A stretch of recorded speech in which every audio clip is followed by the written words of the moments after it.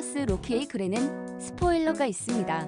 어벤져스 엔드게임에서 2012년 시점의 뉴욕으로 시간여행을 한 어벤져스 덕분에 어부지리로 테서렉트를 손에 넣은 로키. 그는 꼼짝없이 아스가르드의 죄인으로 송환될 위기 상황에서 테서렉트를 이용해 탈출하는 데 성공한다. 그러나 서로 다른 멀티버스가 충돌하는 일이 없도록 우주의 시간선을 관리하는 조직인 TVA는 탈출한 로키를 즉시 체포하고 TVA 요원인 메비우스는 로키에게 TVA와 함께 움직여달라고 요청한다.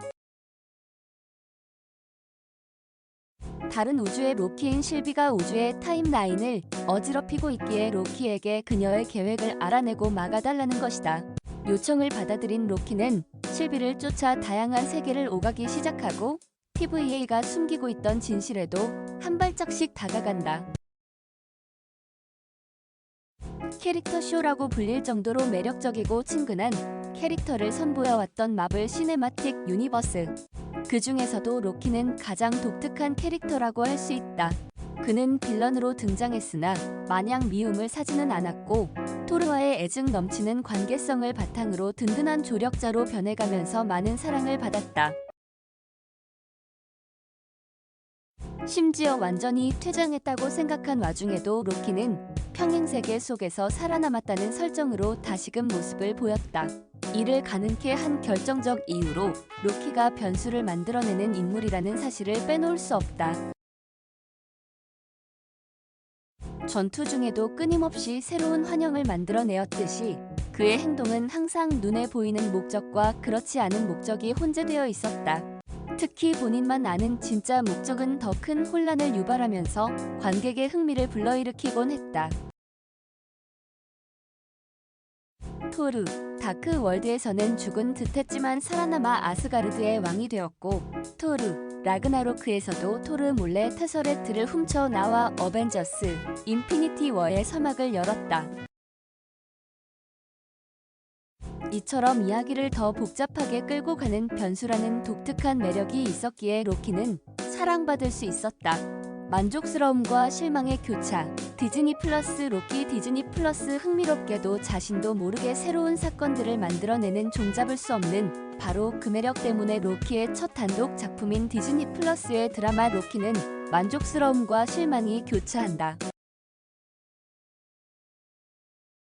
엔드게임에서 사라진 로키를 통해 새로운 세계관을 보여준다는 아이디어까지는 로키스러운 콘셉트였지만 그 아이디어가 구체화되는 과정에서는 로키다운 재기 발랄함이 사라졌기 때문이다.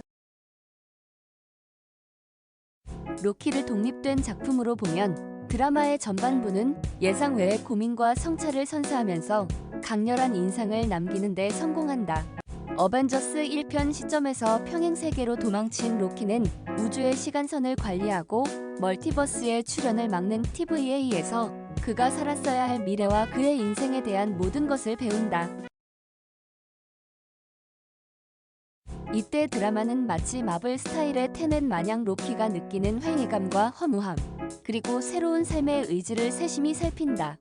로키는 이미 인생의 행보가 결정되어 있다면 오딘의 양자이자 두 번째 왕자로서 왕이 될 수 없는 운명을 벗어나기 위해 발버둥치던 자신에게 자유의지는 무슨 의미가 있고 스스로의 존재는 어떤 의의를 가질 수 있는지를 고민한다.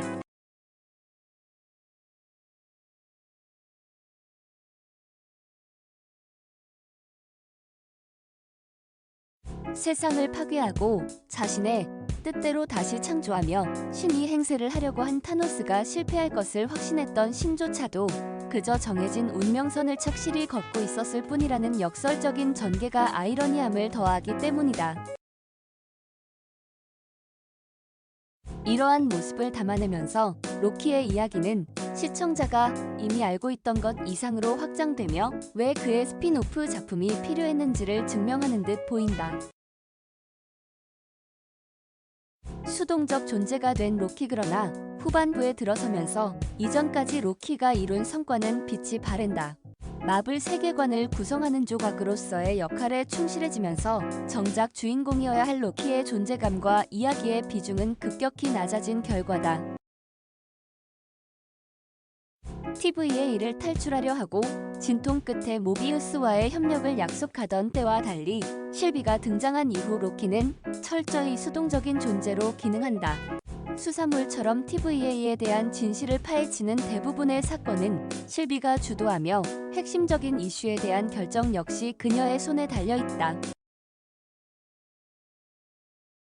특히 마지막 순간 멀티버스의 시작을 알리는 그 이전의 운명에 종속되지 않는 존재임을 어필할 기회 역시 로키가 아닌 실비에게 주어지며 로키는 단지 그 여파에 휩쓸리는 데 그친다. 특히 빌런부터 토르의 조력자까지 정체성이 거듭 변화하는 와중에 단 한순간도 사건의 주도권을 놓지 않은 캐릭터가 바로 로키였다는 점에서 드라마는 큰 괴리감을 유발한다. 이처럼 로키가 멀티버스로 인해 자신의 서사와 정체성, 그리고 일관성을 잃어버리는 것은 독립된 작품으로서의 로키와 마블 페이즈 4의 설정집으로서의 로키가 충돌하는 지점이라고 볼 수도 있다. 물론 로키마저 예상치 못한 속임수를 보여주는 실비나 아스가르드의 환영을 만들 정도로 강력한 마법을 선보이는 클래식 로키처럼 강렬한 인상을 남기는 장면이 있기는 하다. 그러나 결과적으로 로키의 단독 이야기로 멀티버스를 소개한다는 선택은 역으로 로키라는 캐릭터를 희미하게 만들어 버렸고 지나치게 영리한 꾀에 스스로 넘어가 버렸다고 볼 수밖에 없다. 그 외에도 로키는 여러 한계점을 노출한다. 우선 야심차게 막을 연멀티버스라는 설정은 그 자체로 양날의 검이 될 가능성이 농후해 보인다. 멀티버스는 또 다른 마블의 드라마인 왓 이프 처럼 다양한 상상을 현실화할 수 있는 장을 열어주지만 후속작이 개연성이 떨어지는 무리한 전개를 남발하더라도 이를 합리화해주는 데우스 엑스 마키나가 될 수도 있기 때문이다. 이는 결국 페이즈 3에서부터 줄곧 지적되었던 하나의 영화나 드라마로서의 완성도보다는 시리즈로서의 완성도를 우선시해 점점 더 많은 배경 지식을 요구할 것이라는 우려를 키운다.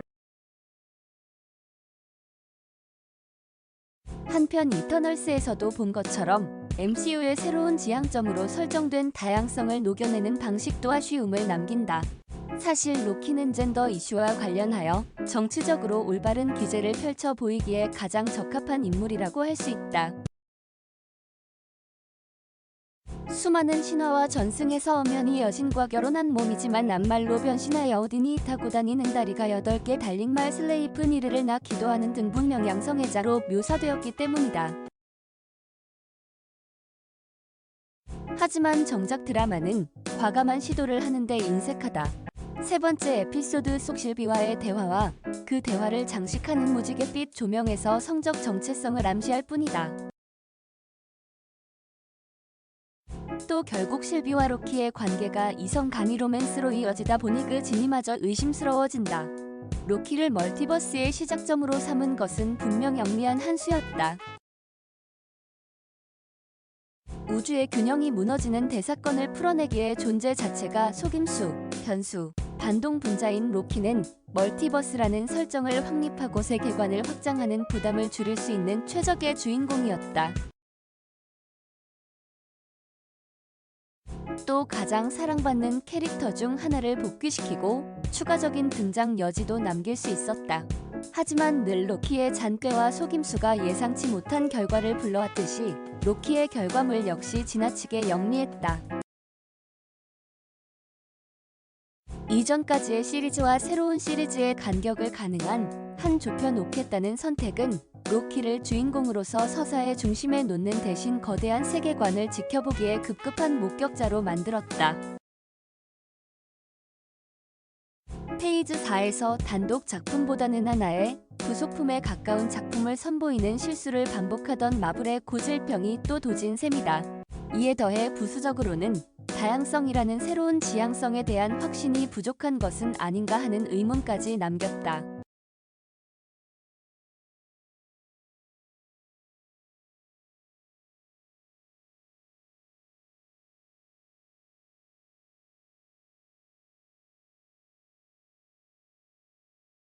덧붙이는 글 개인 브런치와 블로그에 게재한 글입니다.